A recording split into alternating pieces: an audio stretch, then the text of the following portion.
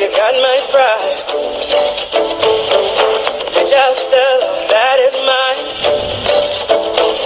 Think money rules when all else fails. Go sell your soul, keep your shell. I'm trying to protect what I keep inside. All the reasons why I live my life.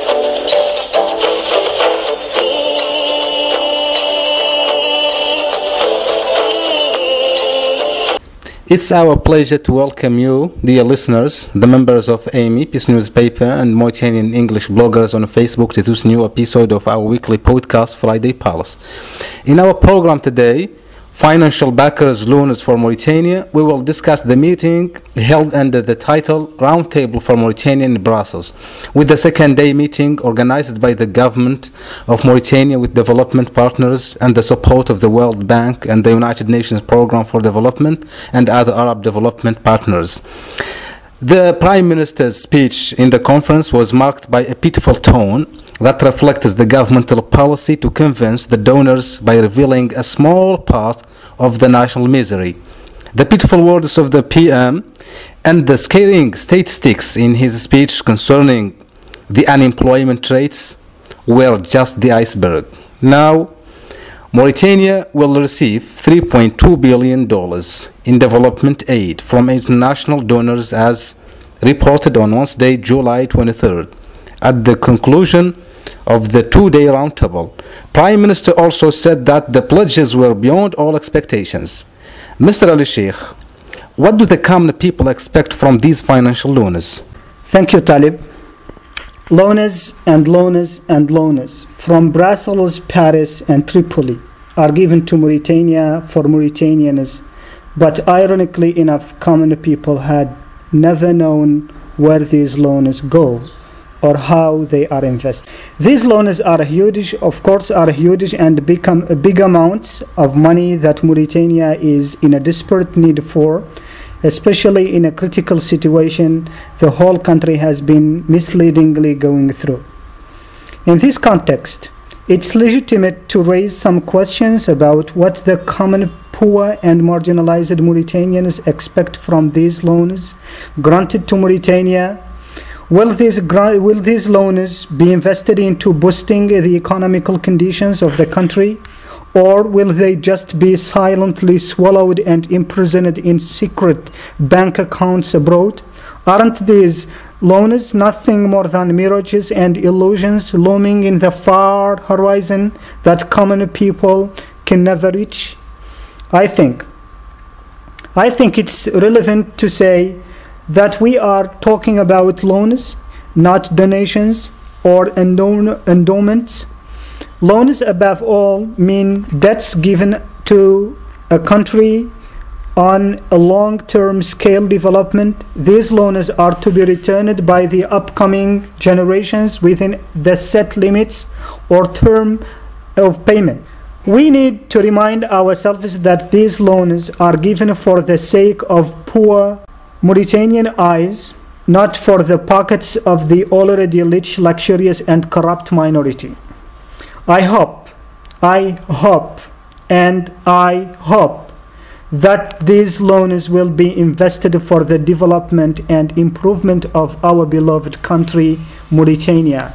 Or then, shall we cry the beloved country as Alan Paton cried it once? Thank you very much. Thank you, Ali Sheikh. I hope our people will not cry because the government will not drown their tears.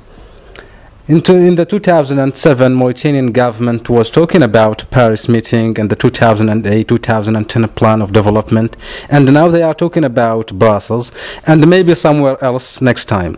Mr. Mohamed Bouya, does the majority of Mauritanians know about such important events related to such important European capitals, Paris, Brussels? Thank you very much, Talib, for the interesting question. I am extremely amazed at our situation in Mauritania. I saw no Mauritanian protesting in the streets of Nouakchott, telling the world that these loans will not reach them and their sons will not be able to pay back. Some Mauritanians do not know about Brussels, and they do not know that these roundtables are very crucial to their future. Most of Mauritanians do not know about the 187 projects that the government proposed to the financial backers. I am again astonished that no Mauritanian stood in the streets of Nouakchott holding a banner saying we do not agree on some projects. But I should thought of it. International crises are more important to us Mauritanians than our domestic affairs. Yes, that is the key to it. And when there is no TV channel that instigates them to go to the streets to protest, they will never do. It is clear that Mauritanians should have protested to show what they think of Brussels roundtable, at least to show that they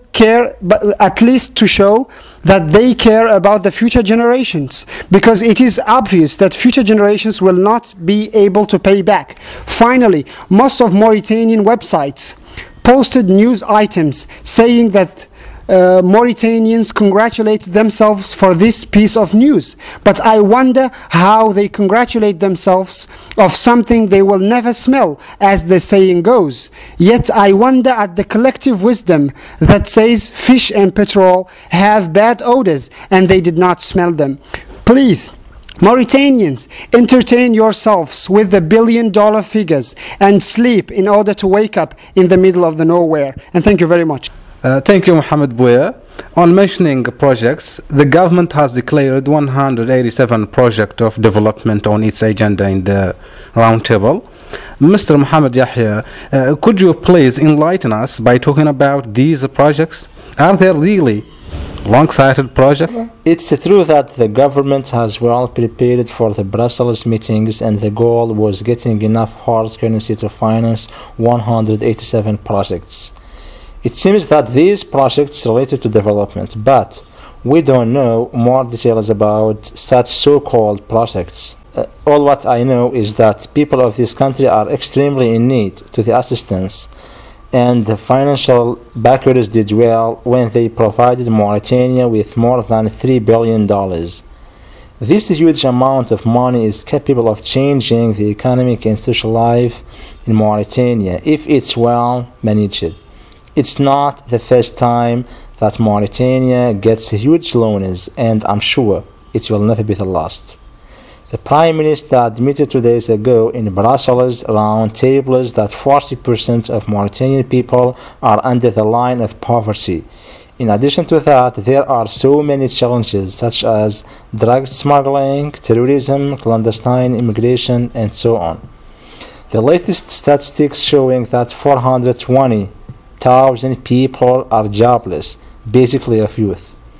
It seems that the situation is terrible, and the international community has been very comprehensive.